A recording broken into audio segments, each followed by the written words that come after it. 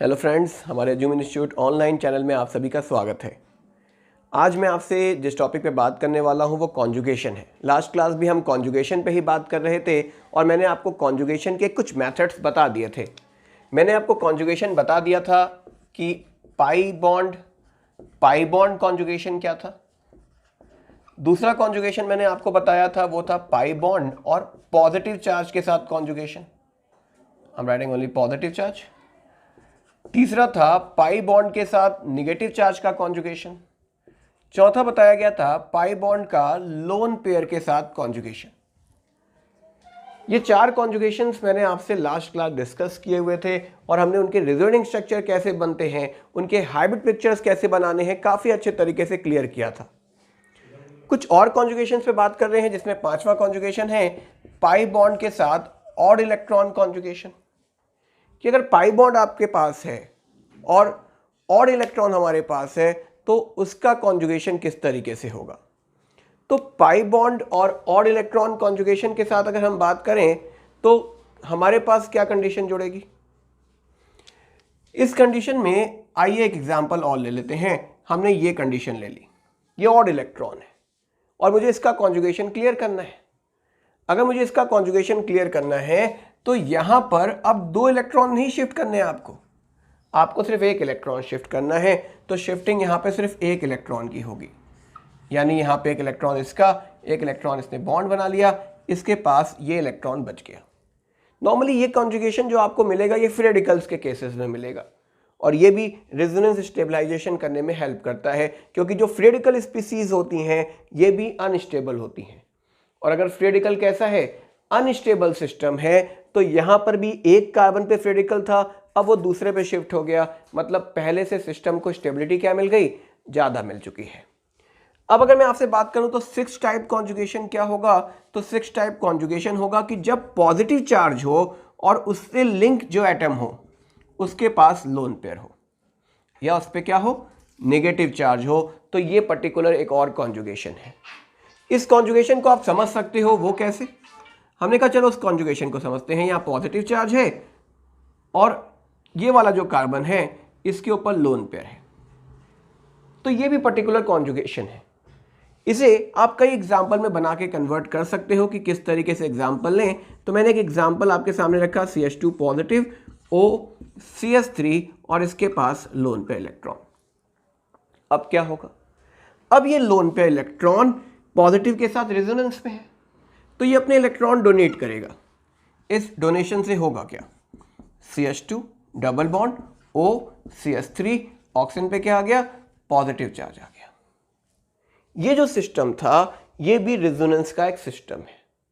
और अगर मैं इसका हाइब्रिड स्ट्रक्चर आपसे बनाने के लिए कहता तो आप क्या करते, आप कहते कि मेरे पास जो पिक्चर है उसमें क्या करूं, ये बना दूं, एक कार्बन ऑक्सीजन कार्बन, इस कार्बन के बीच में क्या आया, पार्शियल डबल बॉन्ड। यहां तो डबल बॉन्ड नहीं आया ना, और पॉजिटिव चार्ज पहले इस पर था अब इस पर चला गया, तो पार्शियल पॉजिटिव पार्शियल पॉजिटिव। ये क्या है, ये हाइब्रिड स्ट्रक्चर है इस पर्टिकुलर 6 टाइप का। Now we have some conjugated types जो मैं आपको लास्ट क्लास से अभी तक बता रहा हूं। इन सभी कॉन्जुगेशंस में कुछ बातें अब ध्यान रखनी है। वो क्या, सबसे पहली बात, मान लो पाई बॉन्ड आ रहा हो, सिंगल बॉन्ड आ रहा हो, जो नेक्स्ट एटम हो उसके पास एक से ज्यादा लोन पेयर हो, तो कंडीशन ध्यान रखिएगा, आप सिर्फ एक ही लोन पेयर को पिक करोगे।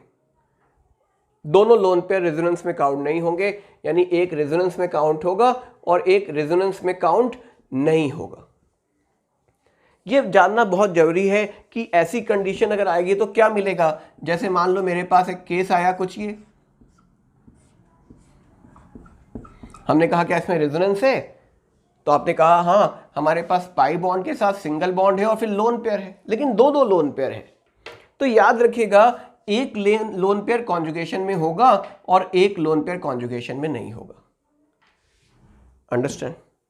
आइए दूसरा पॉइंट क्लियर करते हैं इसी के साथ। दूसरा बेसिक पॉइंट है कि मान लो पाई बॉन्ड आता है, सिंगल बॉन्ड आता है, फिर पाई बॉन्ड आता है, और जो पाई बॉन्ड जिस एटम पे आ रहा है उसी एटम के ऊपर लोन पेयर भी है, तब हम पाई बॉन्ड को कंसीडर करते हैं।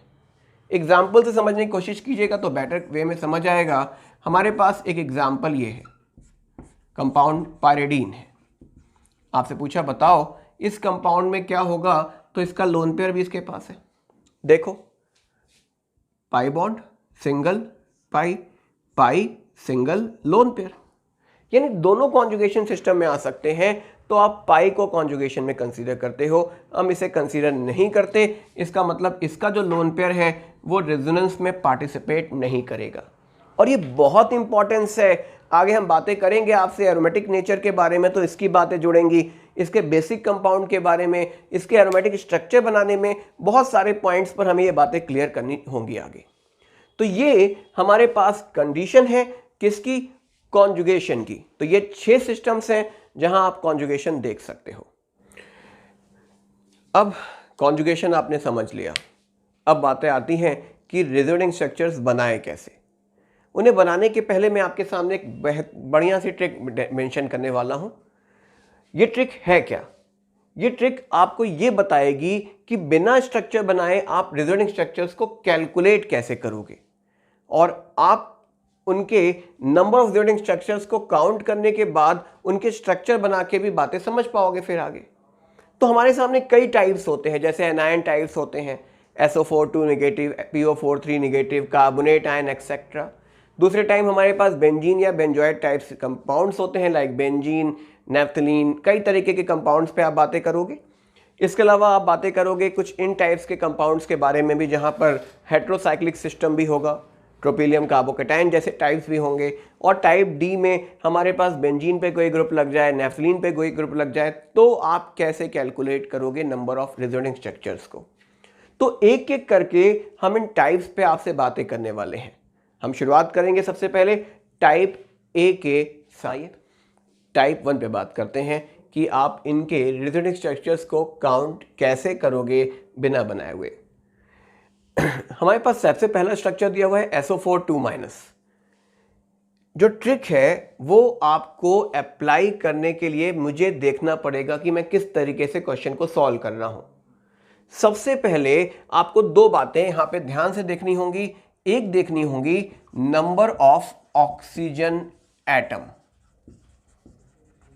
और दूसरा देखना होगा आपको number of charge. Number of oxygen atom जो है वो आप सबसे पहले लिखोगे। जैसे मैं कहूं कि SO4 2- का मैं बताने जा रहा हूं, मैं 3 एक साथ एग्जाम्पल बताऊंगा कि आपको ये तीनों एग्जाम्पल्स एक साथ क्लियर हो जाएं कि मैं आपको बोल क्या रहा हूं। तो सबसे पहला काम क्या करें, सबसे पहले ऑक्सीजन एटम कितने हैं इसमें 4, आपने 4 लिख दिया। इसमें कितने हैं, आपने 4 लिख दिया। इसमें कितने हैं, आपने 2 लिख दिया। क्लियर। अब हम मल्टीप्लाई का साइन लगाएंगे। मल्टीप्लाई, अब देखोगे आप इनके चार्ज को, कितने चार्ज है 2-, तो 2 चार्ज है ना इस पर। अगर 2 चार्ज है तो मल्टीप्लाई सिर्फ 2 वैल्यूज का होगा ऊपर। वो वैल्यूज कौन सी होंगी, तो वो वैल्यू 4 से डिक्रीजिंग ऑर्डर में होंगी। तो 4 और 3, जैसे यहां पे कितना नेगेटिव चार्ज है, 3 नेगेटिव चार्ज है, तो ऊपर 3 वैल्यूज का मल्टीप्लाई होगा। और उसी ऑर्डर में आपने पहली वैल्यू कौन सी लिखी है 4, उसके बाद 3 और फिर 2। यहां पर -1 है तो ऊपर सिर्फ एक ही वैल्यू लिखी जाएगी, और वो क्या होगी 2 होगी, जो ऑक्सीजन के नंबर थे। एक और वैल्यू लिख देता हूं कि आपको और क्लियर हो जाए, CO3 2-। क्या लिखूं, कितने ऑक्सीजन है 3, कितना चार्ज है 2, मतलब ऊपर 2 वैल्यूज होंगी। पहली वैल्यू अगर 3 है तो दूसरी मल्टीप्लाई वैल्यू उससे एक कम यानी 2 लिख दीजिए, अपॉन कितना चार्ज है, जो चार्ज है वो लिख दीजिए। और उस चार्ज को आप तब तक मल्टीप्लाई में रखते रहोगे जब तक कि 1 ना आ जाए। जैसे यहां पे कितना चार्ज है 3, फिर 2, फिर 1। यहां कितना चार्ज है 1, यहां कितना चार्ज है 2 और फिर 1। मतलब आपको करना क्या है, मैं वापस रिपीट कर रहा हूं, क्लियर कीजिएगा बातों को। सबसे पहले नंबर ऑफ ऑक्सीजन एटम लिख दिए, और उस ऑक्सीजन एटम में देखो कितना नेगेटिव चार्ज है, 2 नेगेटिव चार्ज है। अगर 2 नेगेटिव चार्ज है तो ऊपर 2 ही मल्टीप्लाई वैल्यूज दिखेंगी, 4 और उससे एक कम कर दीजिए 3। ये वैल्यू कहाँ से लिखी, जो वैल्यू आई उसमें एक कम कर दिया हमने। जैसे यहाँ पर 3 माइनस है तो पहली वैल्यू तो 4 हो गई, अब आपको 3 वैल्यूज लिखनी है तो एक एक कम करते जाना, 4 3 2, यहाँ पे एक ही वैल्यू है तो 2, यहाँ पे हमारे पास 2 वैल्यू है तो 3 इंटू 2। उसके बाद डिवाइड किससे किया, जो चार्ज है 2 मल्टीप्लाई बाय 1। अगर यहाँ 3 चार्ज होता तो 3 मल्टीप्लाई बाय 2 मल्टीप्लाई बाय 1। जैसे यहाँ पे देखो आप 3 चार्ज है तो इसे कम करते जाओ, 3 2 1, 1 है तो 1 ही होगा, 2 है तो 2 और 1, क्या आएगा ये देखो 6।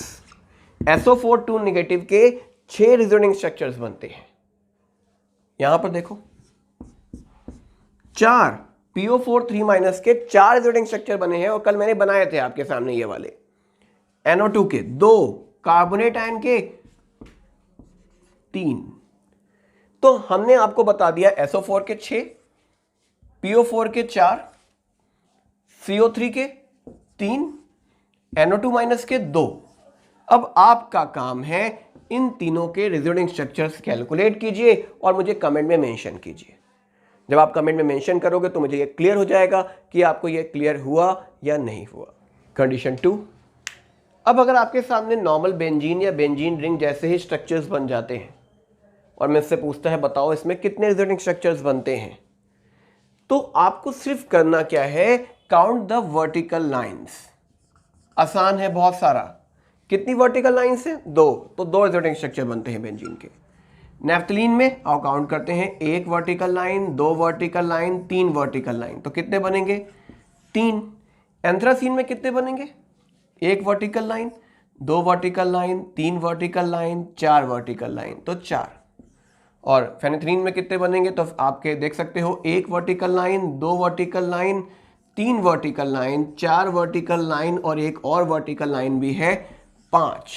तो ये क्या है, ये है इनके नंबर ऑफ रिजोनेंग स्ट्रक्चर्स अगर आपके पास नॉर्मल इस तरीके का प्रॉब्लम बन जाता है। टाइप 3, अब आपके सामने बेटे कुछ ऐसे मॉलिक्यूल्स गिवन किए गए हैं जो ऑर्गेनिक केमिस्ट्री में बहुत ज़्यादा यूज होने वाले हैं। नीट एग्जामिनेशंस ने या बहुत सारे कॉम्पिटिटिव एग्जामिनेशंस पे इन पे फ्रिक्वेंटली क्वेश्चन बनते रहते हैं और ये ऑर्गेनिक के मुश्किल क्वेश्चन होते हैं। उन क्वेश्चंस में हमारे सामने कुछ कंपाउंड्स आपके सामने मेंशन है जिनके नाम आप चाहो तो याद कर सकते हो।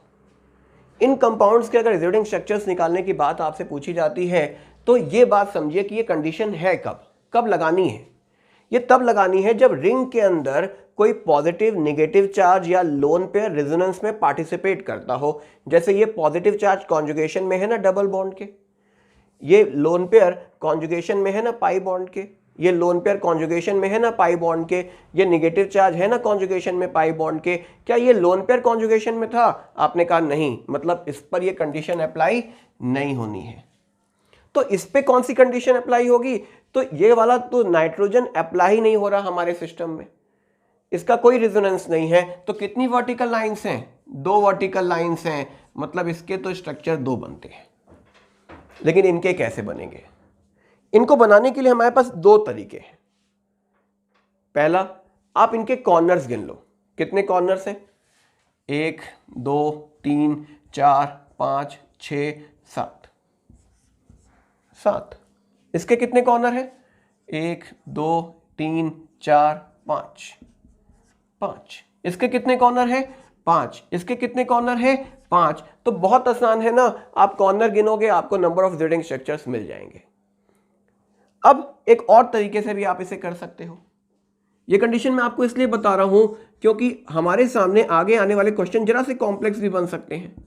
जैसे ट्रोपिलियम कार्बोकेटायन है, अगर मैं आपसे कहूं बताओ इसके कितने रिजोनेंग स्ट्रक्चर्स बनेंगे, आप इसे कैसे सॉल्व करते।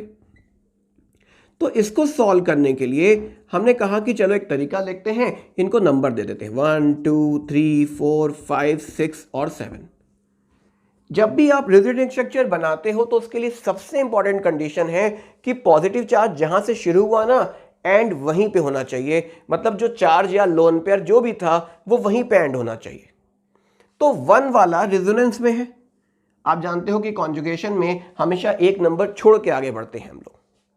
तो 1 से कॉन्जुगेटेड सिस्टम में कौन है, आपने कहा 1 से 3 में जाएगा ये, फिर 3 से कहां जाएगा, 5 में जाएगा, फिर 5 से कहां जाएगा, 7 में जाएगा, फिर 7 से क्या 1 में जा पाएगा? नहीं, 7 से आप कहोगे 2 में जाएगा, और फिर 2 से आप कहोगे फिर 4 पे जाएगा, 4 से आप कहोगे 6 पे जाएगा, और 6 से फिर 1 पे जाएगा, मतलब एंड हो गया। गिनो 1 2 3 4 5 6 7, तो इसके 7 स्ट्रक्चर बनते हैं। कोई और एग्जांपल ले लें, चलो पायरॉल ले लेते हैं, क्योंकि इस पर नीट पे क्वेश्चन भी बना और क्वेश्चन में वो रिजोनेटिंग स्ट्रक्चर्स बना के दिए थे उसने लेकिन उन्होंने बना के नहीं दिए थे, उन्होंने इस पे क्वेश्चन पूछा था कि कहां पर इलेक्ट्रॉन क्लाउड सबसे ज्यादा होगा। वो हम आगे डिस्कस करेंगे आपसे। अभी मैं आपसे क्या बात कर रहा हूं, मैं आपसे बात कर रहा हूं कि इसके स्ट्रक्चर कितने बनेंगे by the help of this. Number दे दो, 1 2 3 4 5, 1 2, 2 से 4,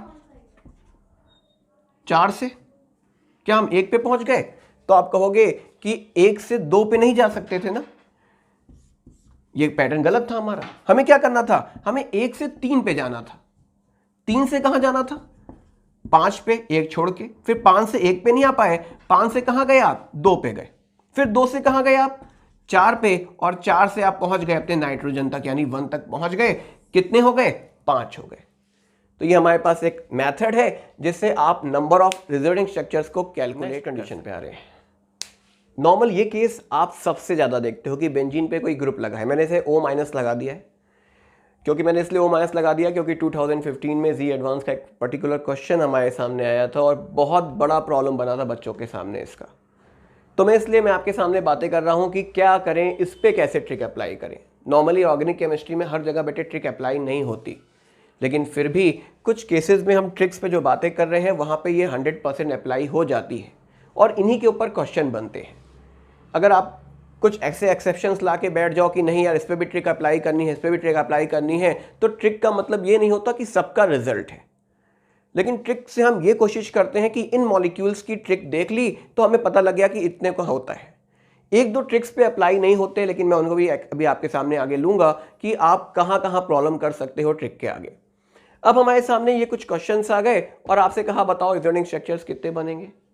मैं अभी रिजोनेटिंग स्ट्रक्चर बना के नहीं दिखा रहा हूं, इसके अगली वाली जो क्लासेस होंगी मैं इनके सबके स्ट्रक्चर आपको बना के दिखाऊंगा जितने मैंने बनाए थे नीचे।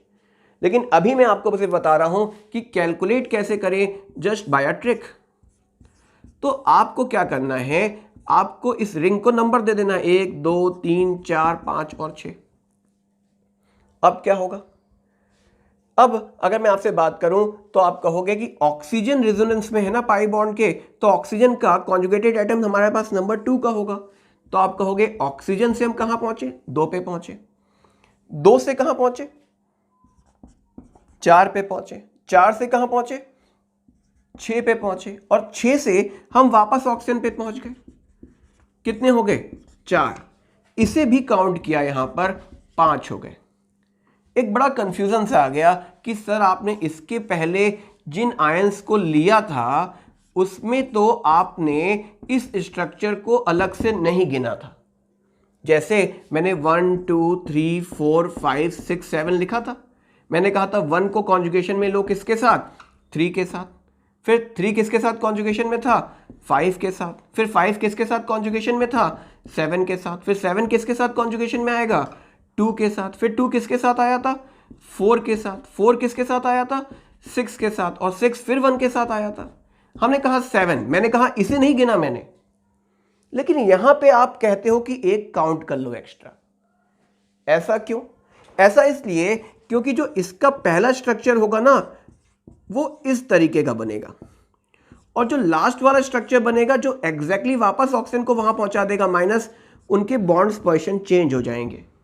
यानी आप ये दोनों स्ट्रक्चर्स को आइडेंटिकल नहीं काउंट कर पाओगे, इसलिए आपने एक और ऐड किया इसके साथ। लेकिन इसका जो लास्ट स्ट्रक्चर हम बनाएंगे ना वो सेम यही बन जाएगा। तो आपने जो काउंटिंग की उसी में वो नंबर भी जुड़ गया, लेकिन इसमें आपने जब रेजोनेंस बनाना स्टार्ट किया तो हमारे सामने इसकी काउंटिंग नहीं आ पाई। आपने ऑक्सीजन को दूसरे पे भेजा, ये पहली काउंटिंग ले ली थी। इसलिए जब आपके सामने ऐसी कंडीशन है तो आप उसमें एक और काउंट करते भी हो। आइए देखते हैं जी एडवांस का जो हमारे पास प्रॉब्लम बना था वो प्रॉब्लम कैसे सॉल्व होगा और आप उसके रिजोनेटिंग स्ट्रक्चर्स कैसे काउंट करोगे। मेथड आपको मालूम है। अब जरा सा ध्यान से देखिएगा, क्योंकि अगला मॉलिक्यूल उससे भी ज़्यादा बड़ा है और मुश्किल ज़्यादा बन जाती है।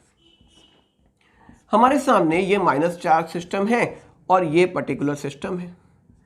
अगर ये ऑक्सीजन नहीं होता, मैं पूछता कितने स्ट्रक्चर, बहुत आसान था, आप कहते 3 वर्टिकल लाइन है, आंसर 3 हो जाता। लेकिन यहां पर कितने स्ट्रक्चर बनेंगे ये समझना है। मैंने कहा काउंटिंग कर लेते हैं, जरा सा इजी कर लेते हैं अपने मेथड को। 1 2 3 4 5 6 7 8 9 10। अब आपने कहा कि ये ऑक्सीजन वाला सेकंड के साथ कॉन्जुगेशन में होगा, तो हमने कहा कि ऑक्सीजन जो है वो सेकंड के साथ कॉन्जुगेशन में है, 1 स्ट्रक्चर। फिर सेकंड वाला किसके साथ कॉन्जुगेशन में है? आपने कहा सेकंड वाला तो फोर्थ के साथ कॉन्जुगेशन में है, फोर्थ वाला 6 के साथ कॉन्जुगेशन में है, 6 वाला 8 के साथ कॉन्जुगेशन में है। लेकिन आपने ये भी सोचा होगा ना कि 2 वाले के साथ अगर 4 कॉन्जुगेशन है तो 2 के साथ 8 वाला भी तो कॉन्जुगेशन में आ सकता है। तो कॉन्जुगेशन जब भी लीजिएगा ना, ब्रिज जब आ जाए आपके पास, तो उससे हम दूसरी तरफ जाएंगे, वो हमारे लिए आसान हो जाएगा। वरना आपके नंबर्स तो उतने ही आएंगे, लेकिन आप ज़्यादा नंबर्स को लिखने से प्रॉब्लम में आ जाओगे। तो हम कहाँ पहुँच गए? 6 से 8। अब 8 से मैं 2 पे जा रहा हूँ। जहाँ आप 2 से 8 पे जाते, मैंने कहा मैं 8 से 2 पे भी जा सकता हूँ। और एक दूसरी तरीका क्या था हमारे पास? हमने कहा हम 8 से 2 पे जाते और 2 से वापस ऑक्सीजन पे जंप कर जाते, पहुँच गए हम वहाँ पे जहाँ पहुँचना था। लेकिन अगर 6 से 8 पे चले गए थे आप, तो 8 से आप आगे भी जा सकते थे, किधर? 10 की तरफ। और 10 से भी आप कहां जा सकते थे? ऑक्सीजन की तरफ। तो 1 2 3 4 5 6 7 8, और एक तो ये गिनोगे ना, क्योंकि बॉन्ड्स की पोजीशन 9th वाले स्ट्रक्चर में अलग मिलेगी। तो कितने स्ट्रक्चर बन गए? 9 रिजोडिंग स्ट्रक्चर्स यहां पर हमारे पास फॉर्म हो गए। तो ये पैटर्न था, समझ आना चाहिए। आंसर क्या है इसके? 9 स्ट्रक्चर। कैसे स्ट्रक्चर होंगे वो मैं आपको अगली क्लासेस में बना के दिखाऊंगा। अब जरा सा ध्यान से देखिएगा कि मैं जिस स्ट्रक्चर के रिजोडिंग स्ट्रक्चर बनाना चाहता हूँ ये बहुत ज़्यादा आसान नहीं है। तो अगर आपका माइंड कहीं भी मूव कर रहा हो तो जरा सा फोकस कीजिएगा इसे, कि आप समझ सकें। अगर नहीं हो जाए, समझ आए, तो वापस वीडियो को पीछे कीजिएगा और फिर से देखिएगा, क्योंकि यहाँ पर अगर आपको ये समझ आया तो ये बहुत आसान लगेगा उसके सामने। क्या करूं? नंबर दे दूं ना? 1 2 3 4 5 6 7 8 9 10 11 12 13 14। अब क्या होगा? तो शुरू करते हैं। आप सोचिए ध्यान से। ऑक्सीजन से स्टार्ट किया, किसके साथ कॉन्जुगेशन में लोगे? 2 के साथ। 2 वाला 12 के साथ भी कॉन्जुगेशन में है, लेकिन मैंने आपको बताया कि जब हम ब्रिज पे जाएंगे तभी हम कहीं से जंप करेंगे आगे। तो 2 को कहां लेके जाओगे कॉन्जुगेशन में? 4 के पास। ये ट्रिक है। 4 के बाद कहां लेके आओगे? 6 पे। 6 से कहां लेके आओगे? 8 पर। 8 से कहां लेके आओगे? 10 पर। आ गए ना 10 पर? अब 10 से जाने के 2 तरीके हैं, या तो 10 से 4 पे चले जाओ या 10 से 12 पे चले जाओ। तो इसे 2 पार्ट में डिवाइड कर देते हैं। हम पहले इधर जाते हैं। 10 से कहां चले गए? 4 पर। 4 से कहां चले गए? 2 पर। और 2 से पहुंच गए अपने घर यानी ऑक्सीजन के पास। जहां आप 10 तक थे, आप 10 से कहां पहुंच गए? 12 पर। जैसे ही आप 12 पे पहुंचे, हम फिर से ब्रिज पे पहुंच गए। तो यहां से वापस हम दूसरी तरफ भी जंप कर सकते हैं। मतलब अब आप फिर से 2 पाथ बना सकते थे। आप 12 से वैसे जाते या 12 से इस तरीके से। हमने कहा 12 से कहां जाते हैं? 2 पर। और 2 से कहां पहुंचे? अपने ऑक्सीजन के पास। और अगर 10 से 12 पहुंच गए थे तो 12 से कहां जा सकते थे? 14 पर। और 14 से कहां पहुंच गए? अपने ऑक्सीजन के पास। है ना मुश्किल? आप देख सकते हो कितने सारे कंडीशंस बन के आ गए। काउंट करें। 1 2 3 4 5 6 7 8 9 10 11 12 13। तो 13 स्ट्रक्चर हमें मिले। इसमें एक हम ऐड करेंगे। कितने हो गए? 14 रिजोडिंग स्ट्रक्चर्स। जब हम इसका स्ट्रक्चर बनाएंगे तो आपको पहले से ही मालूम होगा कि मुझे इतने स्ट्रक्चर बनाने हैं, और जब हम बनाएंगे तो मैं ये काउंटिंग नहीं करूँगा शुरुआत में, हम बनाते जाएंगे जितने बन सकते होंगे और बाद में मैच करेंगे क्या हमने जो सोचा था वो हमारा आंसर सही है या नहीं सही है। नेक्स्ट केस में आपसे बात कर रहा हूँ ओपन चैन स्ट्रक्चर्स के साथ कि अगर आपके पास कोई ओपन चैन हो तो कैसे स्ट्रक्चर बनाओगे। तो इनके स्ट्रक्चर तो आप खुद भी बना सकते हो, लेकिन अगर आपको बनाना हो तो काउंट कीजिए number of conjugated systems. Double bond conjugate system है, पॉजिटिव चार्ज उसके साथ कॉन्जुगेशन में है, तो कितने कॉन्जुगेट सिस्टम बने? 2। तो 2 रिजल्टिंग स्ट्रक्चर्स होंगे। यहाँ पर 1, 2 और 3 सब कॉन्जुगेशन में है, 3 हो गए। यहाँ पे कितने हैं? 2 हो गए। तो ये हमारे पास कॉन्जुगेशन के कुछ पार्ट हैं जो मैंने आपको बताए थे। तो अभी तक मैंने आपको कुछ ट्रिक्स बताई बेटे, और ये ट्रिक्स जो हैं ये आपको कहीं भी नहीं मिलेंगी। याद रखिएगा, ये ट्रिक्स इतनी इजी नहीं है कि आप इसे कहीं से भी बना लो और कहीं से भी उठा लो। तो ये ट्रिक्स आपको अगर पता लग जाती हैं तो कोशिश कीजिए कि अपने दोस्तों को भी शेयर कर सकें। आइए एक और केस पे बातें कर रहा हूं मैं, जिस पर बच्चे बहुत सारे बातें करते हैं कि अगर हमें सारी ट्रिक मिल गई तो क्या इस पर भी वो ट्रिक अप्लाई हो जाएगी।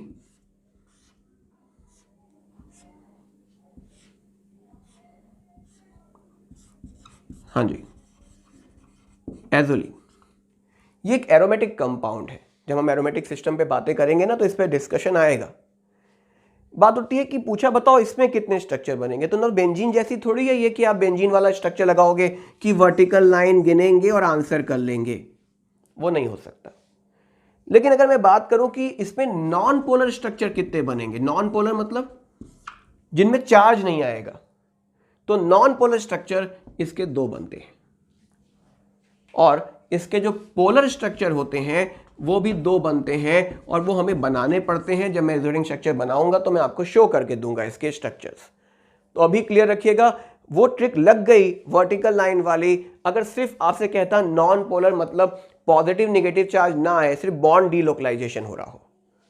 और अगर हमने ये बात आपसे की क्या कि कितने चार्ज सिस्टम्स बनेंगे, तो 2 और जुड़ जाते हैं, तो 4 स्ट्रक्चर बनेंगे एजोलीन के।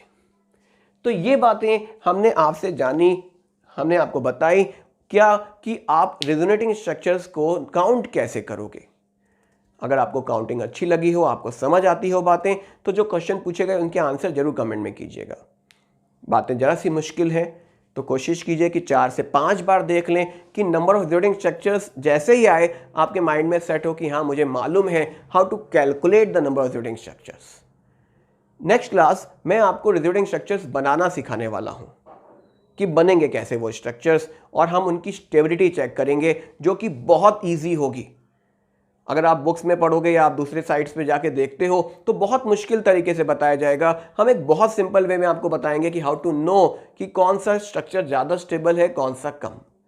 तो अगर आपको इन कंपाउंड्स के रिजल्टिंग स्ट्रक्चर्स चाहिए, आप अगर चाहते हो कि आपको स्टेबिलिटी ऑर्डर भी मिल जाए और आपको ईजी हो जाए रेजोनेंस का टॉपिक, तो प्लीज़ हमारे चैनल को सब्सक्राइब कीजिए कि हम, और बेल आइकन क्लिक कीजिए कि हम आप तक जल्दी से जल्दी ये वीडियो पहुंचा सकें।